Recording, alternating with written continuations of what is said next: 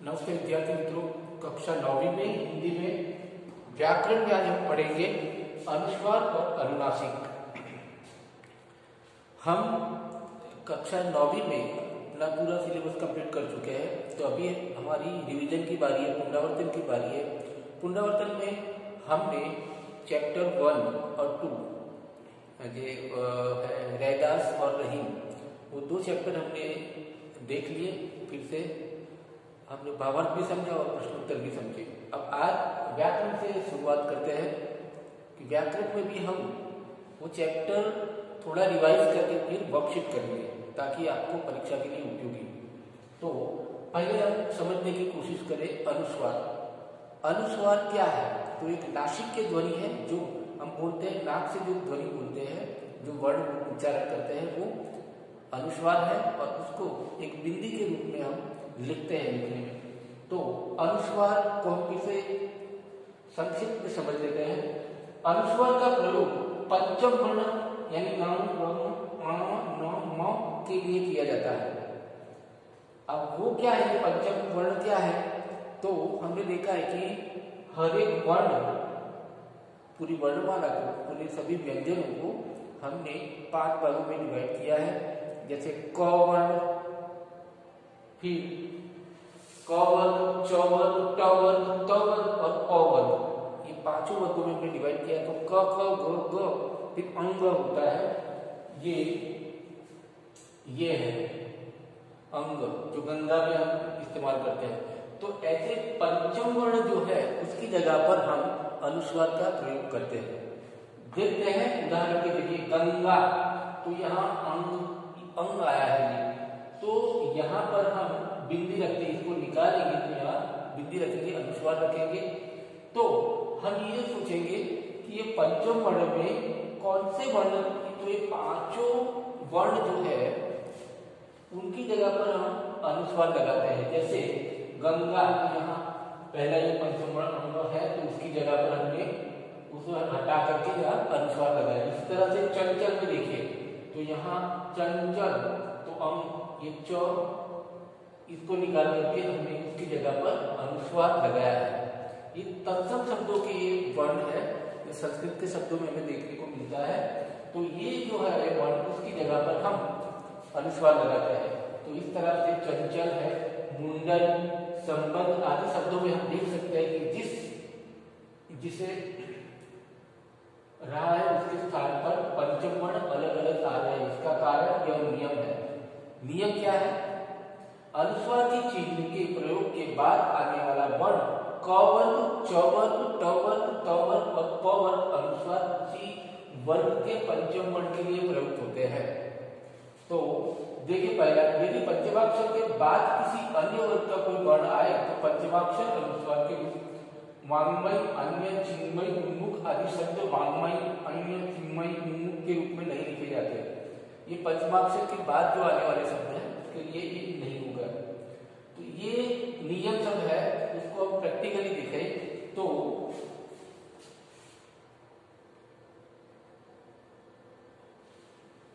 उदाहरण की जगह ये सारे नियम हम समझेंगे कि जैसे ये मंत्र शब्द है, ठीक है, मंत्र शब्द है, तो उसमें म, फिर अंग, त्र, ठीक है। तो यहाँ अनुस्वार में क्या अंग है? देखिए यह त, अनुस्वार के बाद जो वर्ण आता है वो त है। तो त कौन से वर्ग में आता है? तो त वर्ग में आता है। तो त के आगे कौन सा पंचम वर्ण है? न है। तो यहाँ हम लगाएंगे मंत्र, इसको निकाल करके त्र लगाएंगे। तो जिस वर्ग का है उसका पंचम वर्ण हुआ न, इसलिए अनुस्वार न के उच्चारण के लिए कार्य कर रहा है। यहाँ अनुस्वार कैसे आया? तो वो न जो उच्चारण होता है उसकी वजह से आया। इसी तरह से दूसरा उदाहरण देखिए, तो संक्रमण शब्द में स, फिर उसके बाद वो पंचम वर्ण है अंग, तो उसकी जगह पर ये अनुस्वार आया है। संक्रमण, तो स जमा अनुस्वार जमा कर, म और अण, तो यहाँ कर, यहाँ अनुस्वार के बाद जो वर्ण आता है क आता है, तो क वर्ण में जो पंचम है वर्ण वो यहाँ इस्तेमाल होगा। यहाँ पर क बताया कि अनुस्वार के बाद आया है क, तो क जिस वर्ग का है उसका पंचम वर्ण अंग हुआ, तो इसीलिए यहाँ पर संक्रमण इस तरह से लिखा जाएगा।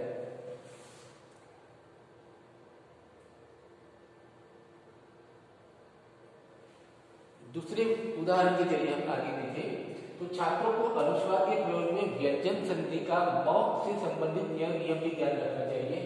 क्या है, कई बार म भी उच्चारण में आता है, म की जगह पर भी अनुस्वार लगाते हैं। यदि किसी शब्द में म के बाद क से म तक कोई भी व्यंजन आता है तो म उस व्यंजन के ऐसे में शब्द की व्यवस्था पर ध्यान देख रहे हम। संग्राम, तो सम आया यहाँ, अनुस्वार को हम म का स्थान मिला है यहाँ पर। संग्राम बोलते हैं, संग्राम बोलते हैं, तो संग्राम।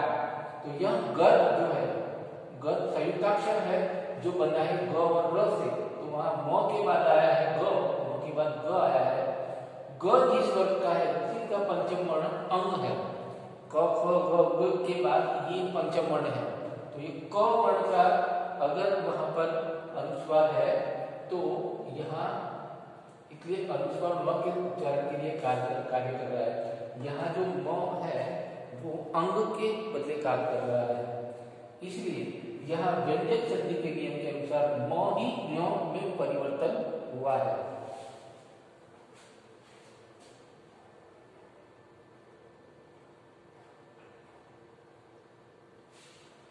अब हम अनुनासिक के यानी चंद्र बिंदु की बात करें तो अनुनासिक स्वरों के उच्चारण में नाक से भी हवा निकलती है, जैसे आ, मा, आए आदि में।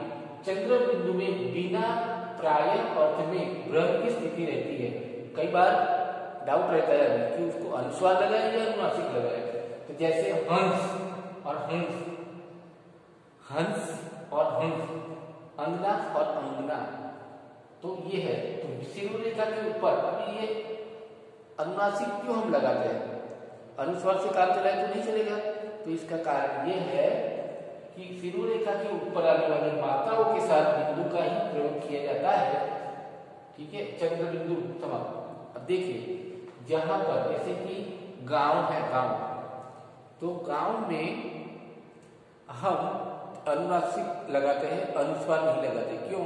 क्योंकि वहां पर आ मात्रा है, तो आ है और ऊपर से ये बिंदी भी आएगी, तो वो सुविधा के लिए ऊपर जगह न होने के कारण हम इस चंद्र बिंदु का इस्तेमाल करते हैं। देखते हैं उदाहरण के लिए,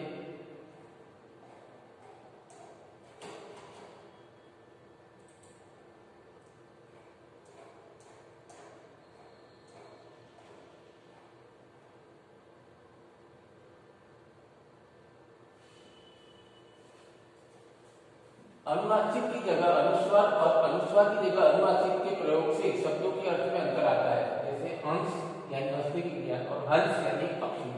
तो अनुनासिक का प्रयोग बिंदु के रूप में कब होता है?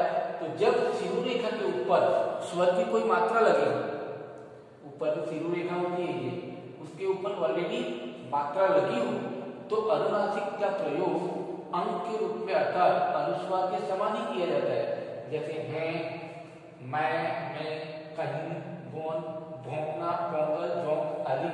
तो इसलिए देखो यहाँ है दो मात्रा है और बिंदी है, तो यहाँ एक मात्रा है, तो ये अनुस्वार इसलिए इस्तेमाल होता है, अनुनासिक इसलिए उपयोग होता है। और अच्छे से हम समझ ले कि सूर्य के ऊपर मात्रा न होने पर इसे चंद्र बिंदु के रूप में लिखा जाता है। जैसे आंगन, आंख, कुमारा, चुंट आदि, ये क्या है? ऊपर कोई मात्रा नहीं है, तो इस तरह से लिखा जाएगा। यह भी जाने अर्धसूत्र का अनुनासिक में अंतर क्या है? हिंदी भाषा में अंग्रेजी के बहुत से प्रयोग होते हैं। इनको बोलते समय इनकी ध्वनि आ और के बीच की निकलती है, इसे दर्शाने के लिए अर्धचंद्र का लगाया जाता है। जैसे अर्धचंद्र का डॉक्टर, ऑफिस, कॉलेज आदि।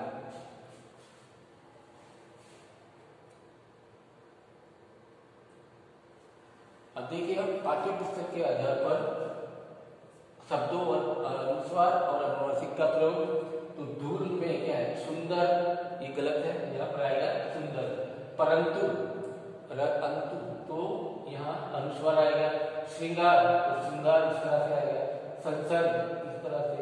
गंध, गंध, गंध नहीं बोलते हैं, गंध बोलते हैं, तो यहाँ अन है तो ये अनुस्वार आएगा। इस तरह से आंख, गांव, मुंह, कुआं और मांसपेशियां, यहाँ अनुनासिक का प्रयोग होगा। अब हम वर्कशीट देख लेते हैं।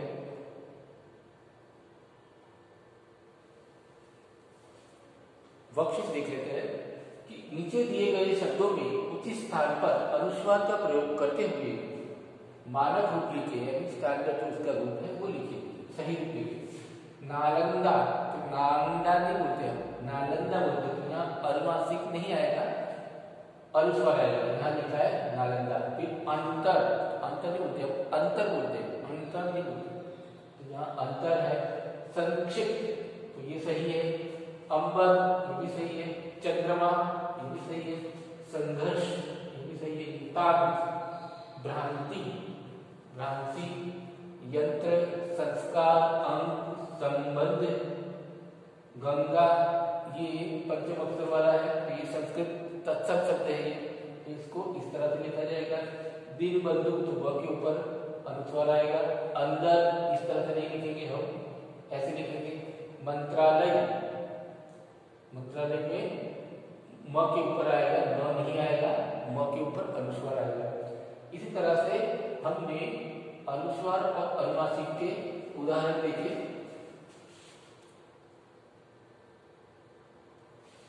आगे भी इसी प्रकार है कि नीचे दिए गए शब्दों के उचित स्थान पर अनुनासिक का प्रयोग करके शब्दों को पुनः लिखिए। अनुनासिक का प्रयोग करना है। बंटवारा, उत्तर है बंटवारा, बंटवारा। संकरा, यहाँ संकरा। आंख, यहाँ अनुनासिक लगा है आंख। यहाँ आंख हमें पढ़ सकते हैं, आंख अगर अनुस्वार है तो, लेकिन अनुस्वार लगाया तो हम उसे आंख ऐसा उच्चारण करेंगे। इस तरह से हंसमुख, तो नाक से ध्वनि निकलती है, हंसमुख नहीं बोलते, हम हंसमुख बोलते हैं, इसलिए अनुनासिक का प्रयोग हुआ। इसी तरह से दूसरे उदाहरण भी है। आगे आप देखिए।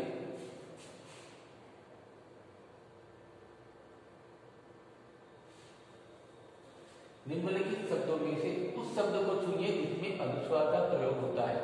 अनुस्वार का प्रयोग होता है, ऐसे शब्दों को चुनना है। तो यहाँ सुनिए, संगति, दाम, दाम में आम बोलते हैं, तो वहां अनुनासिक आएगा, तो वो नहीं है, अनुस्वार आएगा। तो यहाँ संगति है।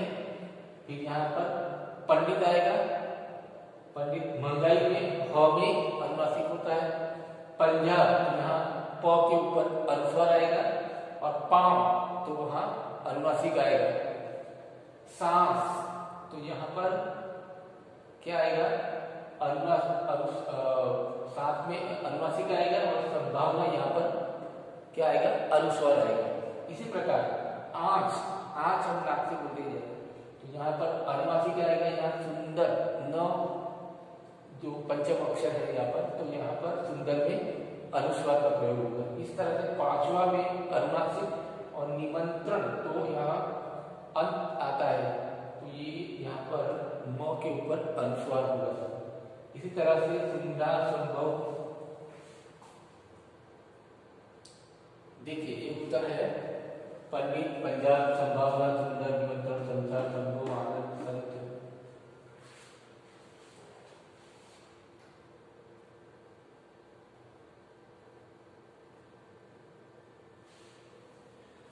इसी तरह से परीक्षा में ऐसे भी पूछा जाए, या ऑप्शन देकर उत्तर ऑप्शन हो, आप यहाँ अनुनासिक लगाए या अनुस्वार लगाए, यहाँ तो एक उच्चारण पर डिपेंड करता है।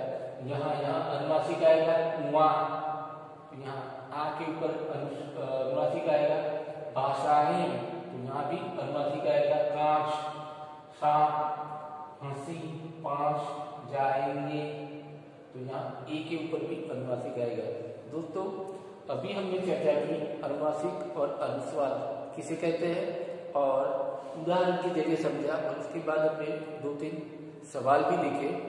तो ये हमारी प्रैक्टिस हुई अनुस्वार और अनुनासिक की। इसके साथ मैं आपको एक PDF फाइल भी भेज रहा हूँ वर्कशीट के फॉर्म में, तो आप लोगों से निवेदन है कि अपनी हिंदी बुक में व्याकरण में ये वर्कशीट भी आप सॉल्व करें तो आपको मजा आएगा, इंटरेस्ट आएगा और साथ में एग्जाम के लिए यूजफुल भी होगा। तो आपसे उम्मीद रखते हैं आप वर्कशीट लिखेंगे और आंसर भी लिखेंगे। धन्यवाद।